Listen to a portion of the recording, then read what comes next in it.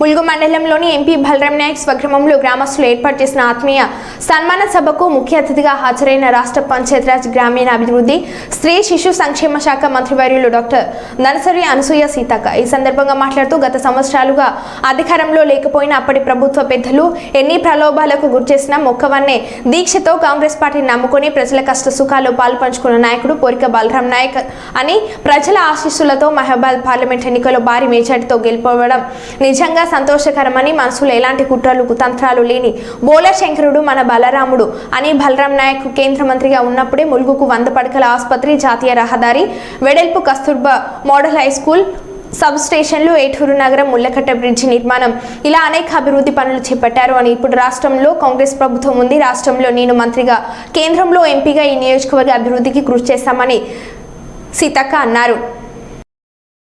కష్టాలలో ఉండేది లేదా మన తల్లిదండ్రులు కూడా చాలా కష్టాలలో ఉండేది. వాళ్ళందరూ కష్టపడి ఈ ఊరు నుంచి ఈ నీళ్లు తాగిచ్చి ఇక్కడ తిండి పెట్టి ఇక్కడ వాతావరణం ఇచ్చి మనం ఒక ఉన్నతమైనటువంటి స్థానంలో ఎదగడానికి కారణమైనటువంటి ఈ గ్రామాలకు మనం తిరిగి ఏమి ఇవ్వాలో కూడా ఆలోచించాల్సిన అవసరం అయితే ఉంది. అవునా కాదా? ప్రభుత్వాలు చేసినా ఇప్పుడు మేము ఈ ఏరియాలలో రకరకాల దాతలతోటి కూడా కరోనా టైంలో చాలామంది దాతలు వచ్చారు. అదేవిధంగా వరదలు వస్తే దాతలు వచ్చారు. లేదా ఎవరైనా చనిపోతే లేదా పేద పిల్లల కోసం ల్యాప్టాప్స్ కూడా మనం ఒక ఉన్నత స్థానంలో ఉన్నాం. ఒక పేదింటి బిడ్డ ఉంటుంది మన ఇంటి పక్కనే, ఆమె హయ్యర్ ఎడ్యుకేషన్కి వెళ్ళాలంటే కనీసం ఆమెకు ఒక ల్యాప్టాప్ లేదా ఒక కొంచెం ఫీజు ఇట్లాంటి వాటిలలో కూడా చిన్న చిన్న వాళ్ళు గ్రామస్తులు డొనేషన్స్ వేసుకొని కూడా హెల్ప్ చేస్తూ ఉన్నారు. మనం పోయేటప్పుడు ఏది రాదు పక్కా చెప్పగలుగుతున్నా. ఏమన్నా తీసుకుపోతామా? ఏం తీసుకుపో. కాబట్టి అలెగ్జాండర్ అంటారట, నేను ఈ దేశాలన్నీ ఏలినా కానీ నాతోటి ఏమి రాదు, అందుకనే నేను చనిపోయిన తర్వాత నా చేతులు బయటకు పెట్టండి, ఈ బయటికి పెట్టి నన్ను పూడ్చండి అంటాడట. ఎందుకంటే నేను పోయేటప్పుడు నా చేతిలో కూడా ఏం లేదు అని చెప్పడానికి. సో మనం అలెగ్జాండర్ ఎందుకు గుర్తు చేసుకుంటున్నాం? ఆయనకంటూ ఒక చరిత్ర ఉంది కాబట్టి ప్రతి ఒక్కరి ఒక చరిత్రకారులుగా మిగిలాలి, ఒక సృష్టికర్తలుగా. మనకంటూ ఒక ఐడెంటిటీ, మన కుటుంబం బాగుంటుంది, ఓకే, బాగుపడాలని కష్టపడ్డాం, తపన పడ్డాం, సంపాదించుకున్నాం, కుటుంబం సంతోషంగా ఉంటుంది.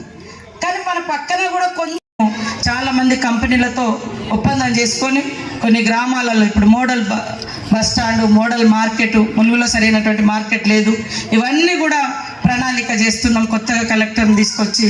కాబట్టి మీరందరు ఇక్కడ ఉన్నటువంటి గ్రామ బిడ్డలందరూ కూడా మాకు సహకరించి మనందరి ఈ గవర్నమెంట్కి సపోర్ట్ చేస్తూ గవర్నమెంట్ ద్వారా వచ్చేటువంటి ఏ పనైనా కూడా మీ అందరికీ ఉపయోగపడే విధంగా చేస్తానని. మరి మన మధు కూడా నా దగ్గరకు వచ్చిండు. మధు వాళ్ళన్న మీ చెప్పగానే మదనపల్లి అనగానే లోకల్గా ఈ అనగానే నా శాఖలో ఉన్నది, నేను నాకు అవకాశం ఉన్నంతలో తనకు అందుబాటులోకి వచ్చేటట్టుగా సహకారం చేసిన యాజ్ పర్ రూలే.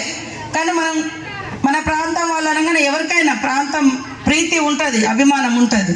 కాబట్టి తప్పకుండా మన పుట్టి పెరిగిన ప్రాంతాలు, మనల్ని కన్న తల్లిదండ్రులను ఎప్పుడు కూడా మర్చిపోకూడదని తెలియజేస్తాం.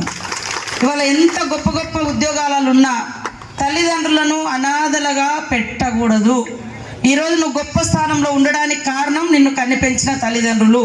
వాళ్ళు లేకుండా నువ్వెవరో కూడా లేదు. వాళ్ళు కనీసం విద్యాబుద్ధులు నేర్పకుండా నువ్వు ఈ స్థాయిలో వచ్చేవాళ్ళం కాదు.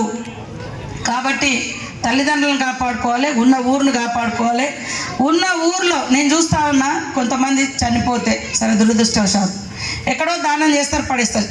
కరోనా అప్పుడైతే తల్లిదండ్రులు అంటే చనిపోతే ముఖం కూడా చూడడానికి కూడా రానటువంటి సిచ్యువేషన్ ఆ రోజు.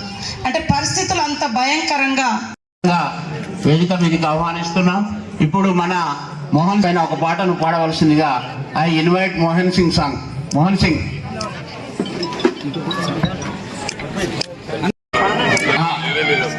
ఓకేనా? చూసేవచ్చా? ఓకే, ఆ సాంగ్స్ అవి. నెక్స్ట్ బలరాం అన్నకు మేమంటాను సహకరించాలి. ఇప్పుడు షాన్స్ ఇవ్వు, షాన్స్ కాపండి ముందు. ఓకే, ఇది అన్నకు వీడు అంబేద్కర్, సావిత్రిబాయి పూలే వీళ్ళిద్దరు అన్న అమ్మను అది వాళ్ళు మళ్ళీ ఇక్కడ ఇస్తున్నారు.